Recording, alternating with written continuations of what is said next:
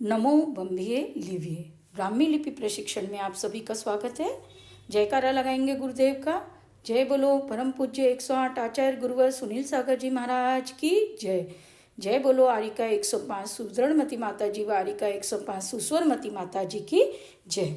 तो आइए अब ट वर्ग के व्यंजन कैसे लिखते हैं ब्राह्मी में वह देखेंगे। सबसे पहले ट टमाटर का। ट टमाटर का अब आपको यह चित्र में दिख रहा है कि ऐसे लिखा हुआ है। आपको यह सोचना है कि देवनागरी का ट इसी से बना है। ये ट इधर है, ये शेप यहाँ पे है और इसी को धीरे धीरे परिवर्तन करके देवनागरी का ट बना है। तो हमें ब्राह्मी सीखना बहुत जरूरी है क्योंकि ब्राह्मी से ही देवनागरी लिपि और सारी लिपियों का उद्भव हुआ है। तो आइए देखते देवनागरी का ट और सिंपल सा है ब्राह्मी का ट।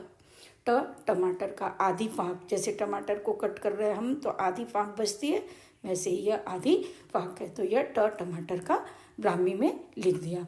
अब लिखते हैं ठ ठटेरे का। अब ठटेरे का जैसे गोल गोल घाघर घड़ा दिखता है, ठटेरा जिसमें घड़ता है मटका, वैसे गोल गोल से याद रखना है हमको ठ ठटेरे का। तो यह ठ ठटेरे का, यह बहुत सिंपल है, आपको भी याद हो जाएगा। हम सिर्फ एक्सप्लेन इसलिए कर रहे हैं ताकि आपके ये दिमाग में फिट हो जाए।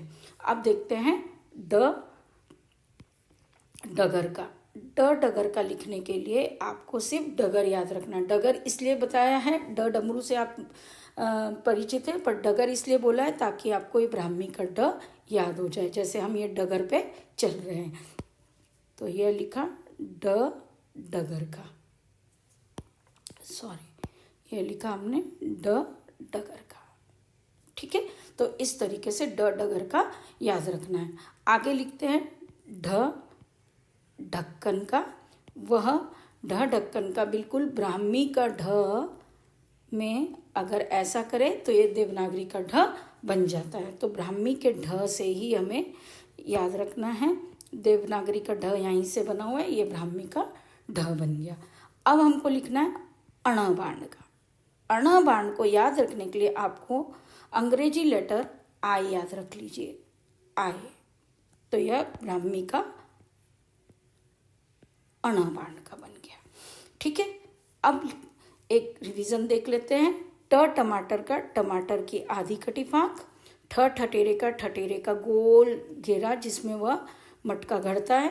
ड डगर का, ढ ढक्कन का और आय मतलब अण बाण का। तो इस तरीके से हमने ट वर्ग के व्यंजन को देखा है।